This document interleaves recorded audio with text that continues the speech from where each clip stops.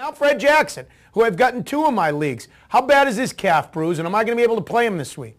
Well, before I get into Jackson, I want to give you props to getting back into our league. You made the bold comment that you were going to, try to make that big comeback. Yeah, baby. You hear that in the control room, boys? You hear that 6 in a row, baby?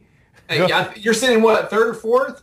I'm sitting 3rd behind you and Bernie Pleskoff, the way it's supposed to be. So, fantasy expert. Props to you for that. But for Jackson, I think it's all going to be a matter of the swelling there. The lower leg below the knee is divided into compartments. And when you get a bruise to this area, the calf sits in the posterior compartment. And if there's some swelling, that'll expand and put some pressure on some of the other compartments.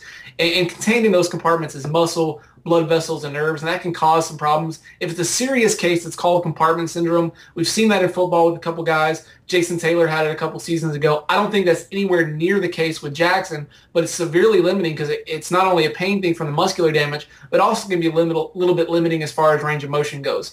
I think if he's not practicing by Thursday or Friday, you got to get C.J. Spiller and have him ready to go in case Jackson can't go. Well, that's the interesting thing. Last week, for example, for the bad move I made by starting Tomlinson on a Thursday night, which I kind of forgot, and sat Kevin Smith. Kevin Smith had 42 fantasy points in that league, by the way. I also had a pretty good move where I was unsure about Stevie Johnson, who ended up playing, but at the last minute I went and picked up Torrey Smith, who was available from Baltimore, and got me a huge day with 165 yards receiving. So using those 2 examples, one really good and one really bad for me, I have the same type of decision because I do have C.J. Spiller cuffed, Fred Jackson cuffed with C.J. Spiller. I really have to wait up until Saturday or Sunday to make this decision, don't I?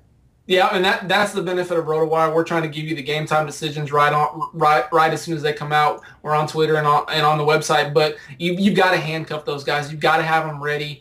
Who knows what's going to happen? That Buffalo Bills defense or offense is really sputtering right now. They're not quite the team they were to start the season, and there's some guys out there, some young talent based on injury that's going to be available. A guy like Toby Gerhardt who's going to be filling in for Adrian Peterson. Names like that you can actually kind of back yourself up a little bit and prep just in case Jackson's not able to go and you don't have the luxury of having